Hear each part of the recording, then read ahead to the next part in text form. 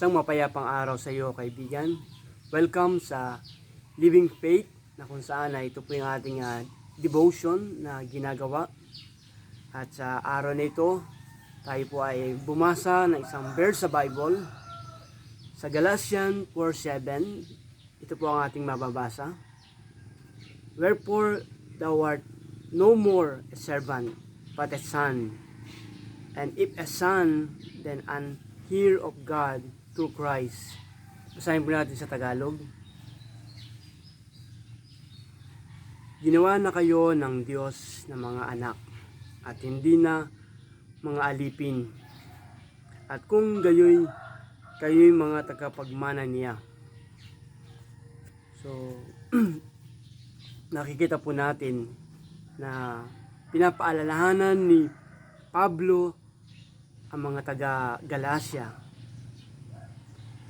na ang bagong pagkakilanlan kay Kristo, ang kaibahan sa pagitan ng kanilang nakaraang buhay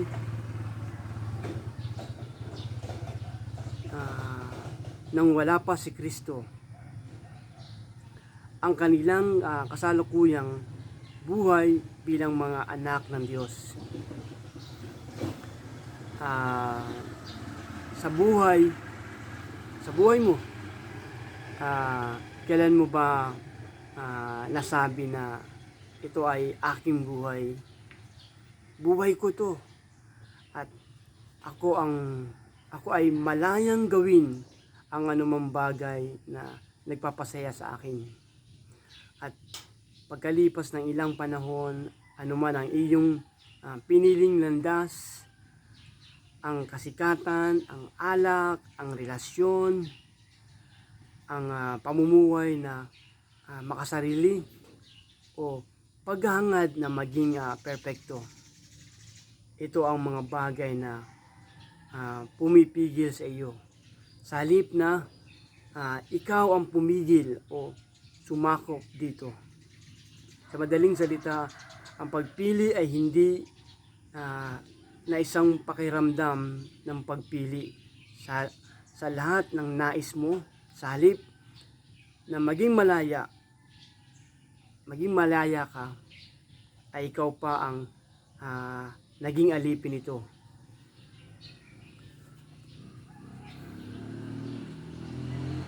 Ito po ang ating tandaan. Totoo na dati tayo ay mga alipin ng kasalanan. Kahit subukan pa natin gumawa ng mabuti, hindi pa rin tayo malaya.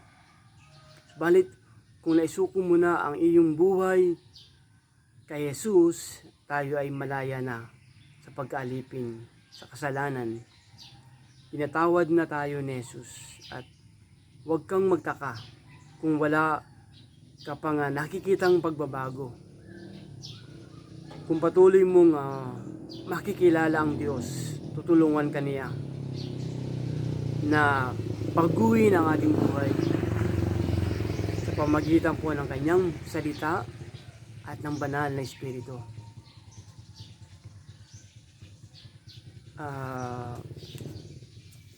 Tandaan po natin na ito pong Galatians 4:7, ito po ay naglalarawan ng pagbabago ng mga mananampalataya mula sa pagkaalipin patungo sa pagiging anak, mula sa pagiging bihag patungo sa kalayaan, mula sa pagkabigo patungo sa pag-asa. Ito ay nagbibigay inspirasyon sa mga mananampalataya na mabuhay sa kaganapan ng kanilang pagkakilanlan bilang mga tagapagmana ng kaharian ng Diyos. So bago po ito, inanya ko po kayo na manalangin tayo. Maikling panalangin. So, Lord, salamat po sa araw na ito. Salamat po sa aming pong devotion sa araw na ito. Patuloy po na ikaw ay kumikilos sa aming buhay. Salamat po, kami ay pinalaya mo, Panginoon, sa pagkaalipin sa kasalanan, Panginoon. At ang buhay na ito na meron kami ngayon ay nais po namin itong ihandog sa iyo. buhay na malaya. Malaya na maglingkod, malaya na gumawa ng kalooban mo. Salamat po sa inyong ginagawa ng pagbabago sa aming buhay. Ito po ang aming dalangin sa pangalan po ni Jesus. Amen and amen. So, sa umagang ito, ito po yung ating Bible reading.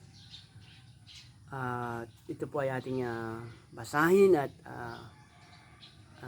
sagutan ang mga katanungan. Number 1, mula po sa John chapter 8, verse 31 hanggang 36. Number 1 po, ano ang mga bagay na ikaw ay naging alipin? Ano ang mga bagay na ikaw ay naging alipin? Pangalawa, ano ang mga iniisip mo tungkol sa pagkaalipin sa kasalanan?